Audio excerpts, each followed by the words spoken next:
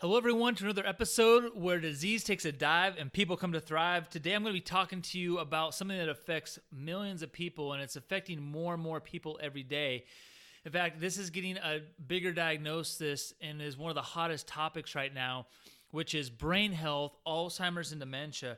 Right now, people are getting diagnosed as early as their 40s, and there seems to be no stop in sight. And so I really want to help you guys understand this better today, because Alzheimer's disease is a form of dementia that can rob people of your ability to think clearly, just perform your everyday tasks, and ultimately remember who you even are. And I think there's a lot worse things than dying out there. And I believe just being, trapped in your body, being medicated, being in a nursing home, not having that quality of life is not something any of us were designed. And while this is becoming more and more common, it is not a normal part of aging. Dementia, Alzheimer's, these are not normals, but in our culture, we are seeing more and more of this. So, I'm always on the lookout for Alzheimer's natural treatment options and just different Alzheimer's news. So I'm always scouring different medical journals, different resources, looking for different breakthroughs, different ways to help support that. Because as of now, there is no cure for Alzheimer's, but there are things you can do to help ensure that you never get Alzheimer's in the first place. And if you are going through that,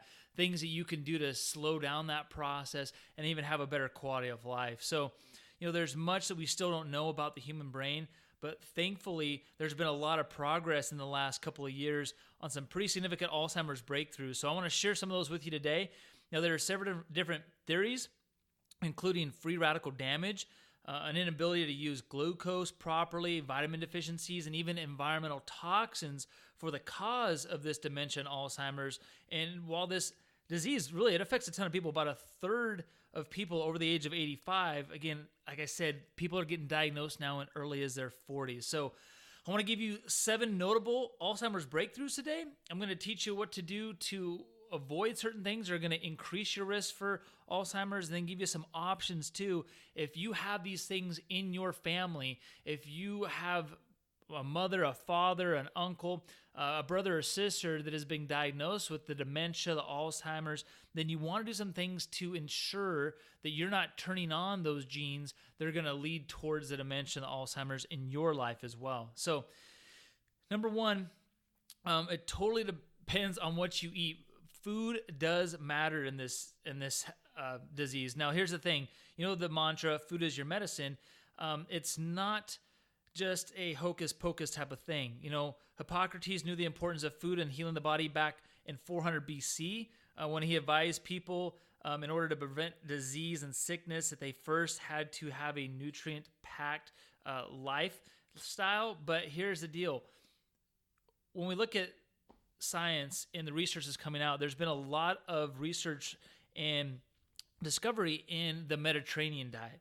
It seems to be one of the diets that's protecting against Alzheimer's disease. In fact, there was a UCLA study published in the American Journal of Geriatric Psychiatry found that Mediterranean diets are one of the main lifestyle factors that seem to keep the brain from developing those toxic plaques and tangles associated with the development of Alzheimer's. So that plaque that I just talked about is characterized by deposits of a toxic protein called beta amyloid in the spaces between the nerve cells in the brain. Think of tangles of knotted threads of the tau protein found within the brain. And what happens is both are considered key indicators of Alzheimer's. So this new study used PET, PET imaging, to study the brain for changes.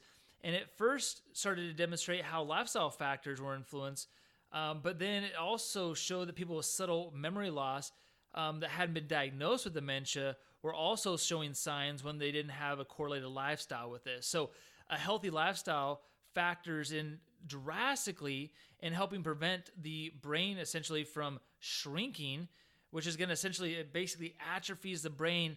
And that's what we're seeing in people with this Alzheimer's. So some of the food staples of the Mediterranean diet are things like fresh fruits and vegetables, especially a lot of the green leafy vegetables like spinach or kale.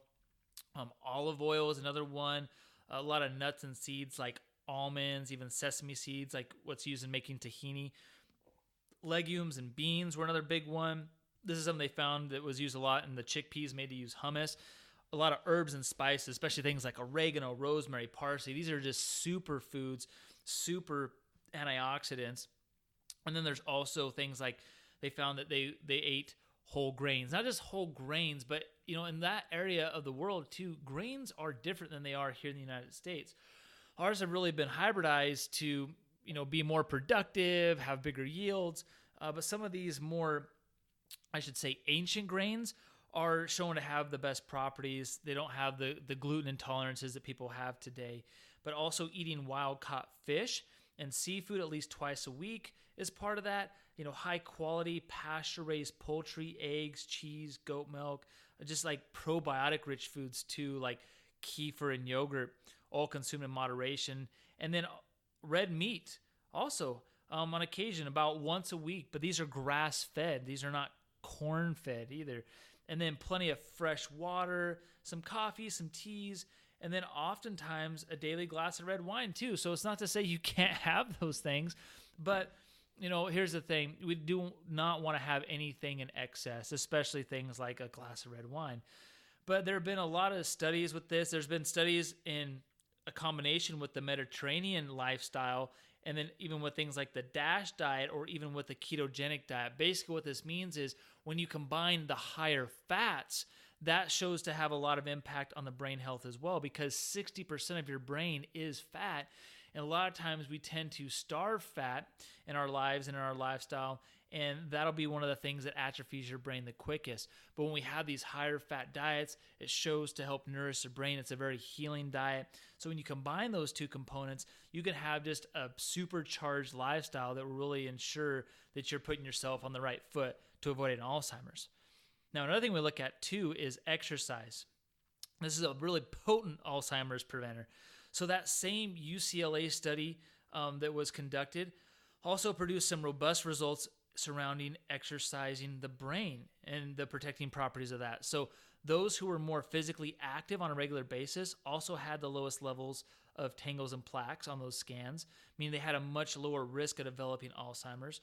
While many types of exercises are certainly better than sitting around, if you're strapped for time, burst training, also known as high-intensity interval training, is a great option. Doing those 3 days a week were really a good way to help you get started. But keep in mind that though we need more research on how these exercises impact the brain, we know that it does melt away fat faster than traditional steady cardio. And here's the deal. When we have lower BMIs, your risk of these plaques and these tangles associated with Alzheimer's also go down. So, there's a lot of research in this, but at the end of the day, we just got to get moving. If you're staying less active, if you're not getting that physical activity in, you're going to have a bigger BMI range. You're going to have a more likelihood of developing Alzheimer's. Now, the other thing I want to look at with you too is just looking at your interaction with people. What they found is that your job, your profession, can act like an anti-Alzheimer's drug.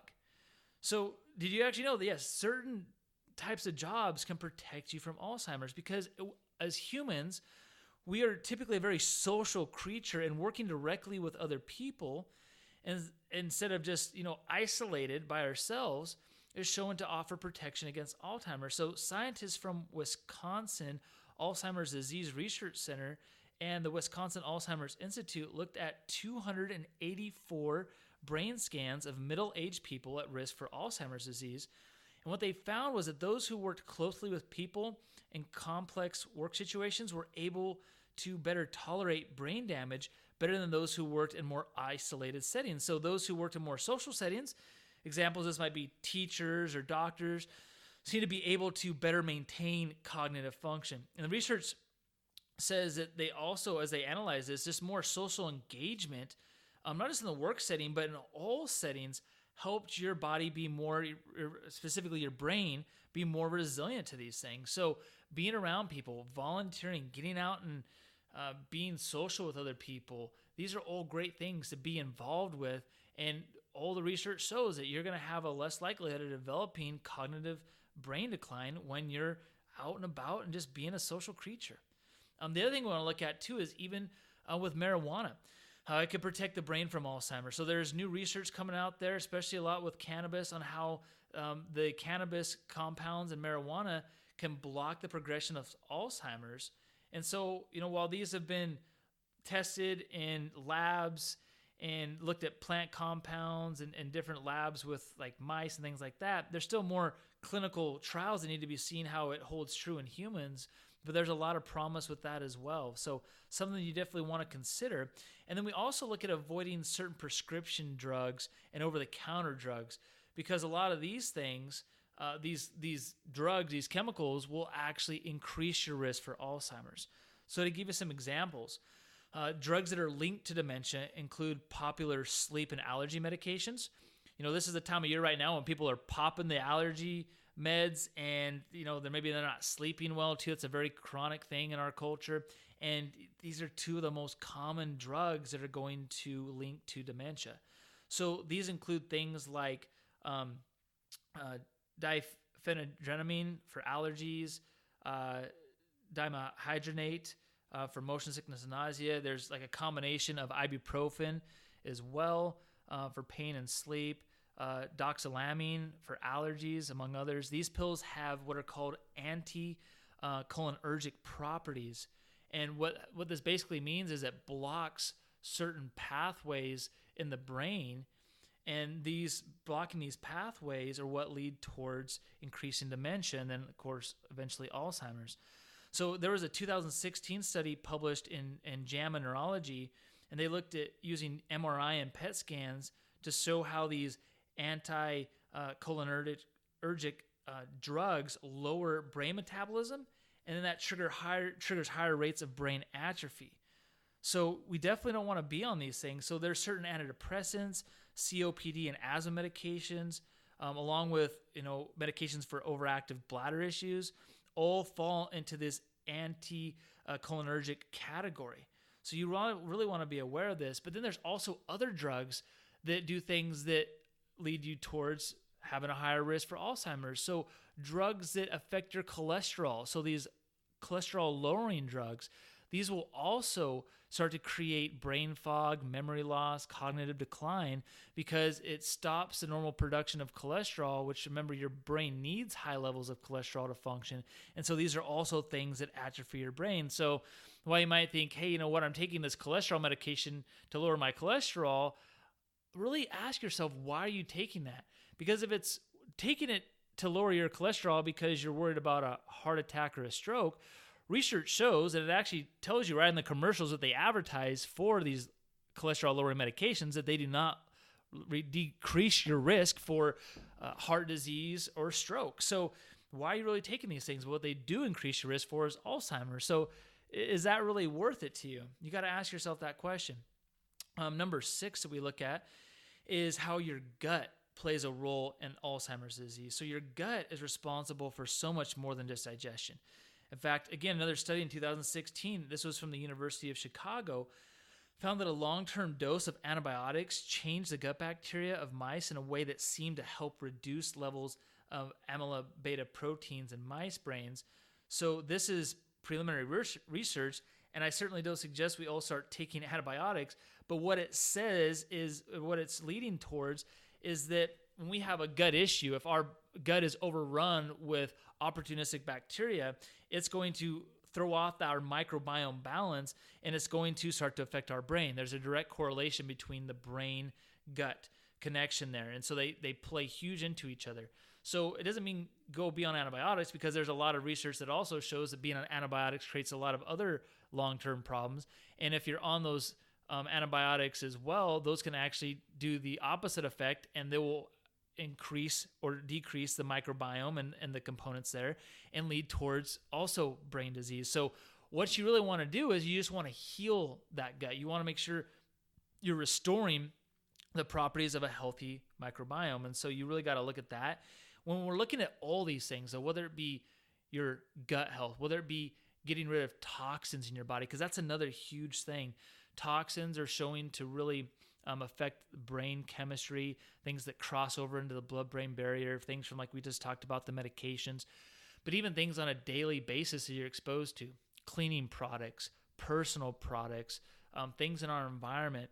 These are all things that research shows starts to atrophy our brain. And if we can get these things out of our brain and out of our bodies, then we can set ourselves up for more success. But you've really got to have a personalized approach to treatment. So in 2016, again, this was a very deep year for finding research in Alzheimer's. What they found was, this is in the Journal of Aging, researchers from Buck Institute and UCLA were able to use personalized treatment to actually reverse Alzheimer's disease in patients dealing with early stages of the disease. So what they use is a 36-point therapeutic personalized program that involves comprehensive changes to the diet, brain stimulation, exercise, sleep optimization, and then also specific vitamin supplementations and other steps that impact your brain chemistry, and even doing things like helping to detox the body. And what they found was that they were able to get some very specific, tangible returns on that, and people were actually able to get back to work that had been suffering from these severe symptoms. So there's definitely merit to what's going on here, but you've got to look and understand that lifestyle really does matter, and especially when it comes to natural Alzheimer's treatment and prevention. So when you're looking at this, you got to customize things to you, right? Figuring out what is specific. Is it the toxicity that you need to worry about the most? Is it the gut health? Are there some lifestyle changes that you need to make? Is it maybe all the above? And really understand what is going to work best for you, what's going to make the biggest bang for your buck. So there are some top Alzheimer's foods that you can eat right now. But if you need some assistance, make sure you stick around to the end of this program, and I'll give you some opportunities that we can sit down together and actually process this together, and you can get a detailed plan or see what the next step is for you. See if there is something we can do to help you either avoid the Alzheimer's before you're even having those symptoms, or if you're starting to have some of these things like the brain fog, the forgetfulness, some of these issues that we see early on, to slow down or even reverse that process in the meantime. So, but here are some top foods that we can eat to help avoid Alzheimer's. Number one is organic, unprocessed foods. Make sure your diet includes plenty of real foods. These are foods that don't have an ingredients labeling on the back of them. Vegetables, clean meats and fruits, all in moderations. Consume these consistently. We look at antioxidants such as vitamin A, C, and E. There's a lot of connection between free radicals and Alzheimer's. So if you can use more antioxidants in those foods to help combat the damage, that is key. Lots of spices, lots of herbs. Also, wild-caught fish, a great source of omega-3 fats. DHA specifically is good for brain health. We also look at foods high in zinc. Many people with Alzheimer's are deficient in zinc, and zinc is in things like pumpkin seed, grass-fed beef, and even dark chocolate. We also look at coconut oil. This is a great source of fat. It gives your brain ketones, which serves as fuel for your brain instead of using glucose, which will atrophy your brain. Some people have seen significant improvement in memory after just adding coconut to their diet. So really thing you don't want to miss out on. But there are some foods that you want to avoid for sure. So any food containing toxins or additives. So these foods can be neurotoxic. Be sure to especially avoid what's called the dirty dozen. So these are non-organic fruits and vegetables that are coated with neurotoxic agricultural chemicals. There's studies that show that people with higher levels of organochlorine pesticides in their blood, including DDE, a breakdown compound of DDT, face a higher risk of Alzheimer's disease. So it's also just best to avoid any processed foods. Alcohol. So alcohol is a toxin, and it can cause brain cells to die faster than normal. In fact, there's such a thing as alcohol-related dementia, and research shows that that the frontal lobes of people diagnosed with alcoholism appear particularly susceptible to damage. So again, this isn't to say you can never have a glass of wine, but you definitely want to limit that and moderate that. Absolutely. Looking at tap water too. Tap water can contain a lot of environmental toxins, including things like aluminum salts. So make sure you're testing your water. If you drink tap water, then you definitely want to make sure you get a filter, a really high quality one to filter out those contaminants. But you definitely want to make sure that water is where it's at. Even in your showers, a whole home filtration is the best if you're on city water. And then also avoiding the sugars and refined grains. Alzheimer's can be caused by insulin resistance, similar to diabetes. So keeping your insulin levels low by eliminating sugar and refined grains will definitely be a huge impact in maintaining your brain health. And then foods that are packaged in aluminum containers.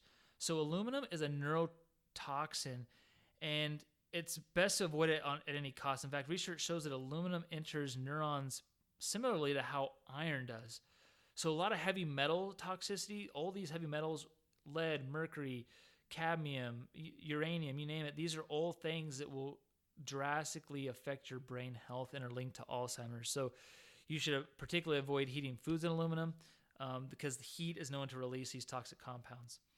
And then there's some natural supplements you can use. I love supplementing with fish oil with DHA, at least 1,000 milligrams daily. But if you're going through a more advanced protocol, you want to be upwards of maybe closer to 4,000 milligrams, depending on what your customized program is for you. Vitamin D3, you want at least 5,000 IUs daily on that. But again, that can be upped as well. About 200 milligrams daily of CoQ10 helps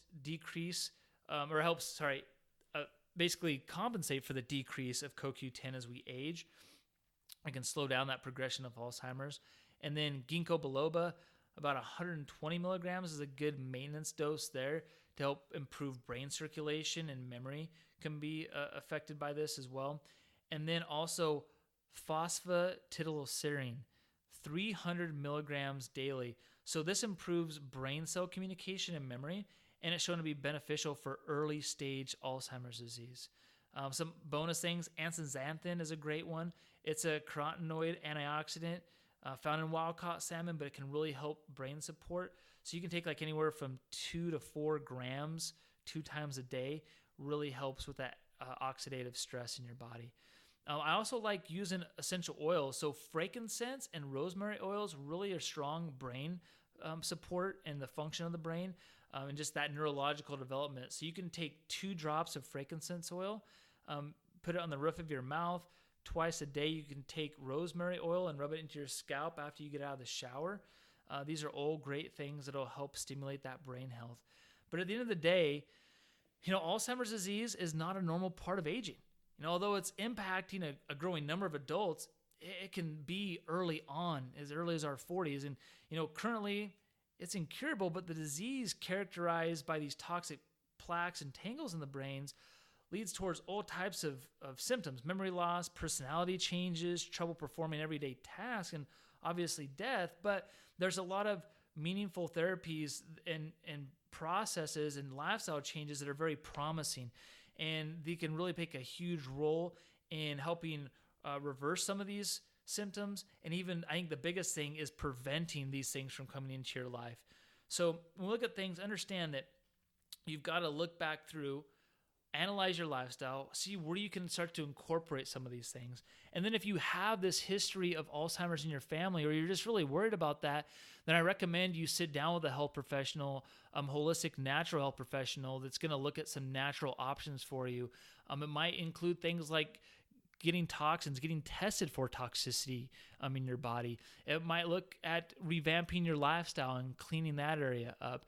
There's different components of looking at your gut health. There might be a combination of things, but at the end of the day, I don't want you to just guess with your health, and I don't want you to just try to do the shotgun approach, because that doesn't really typically work very well.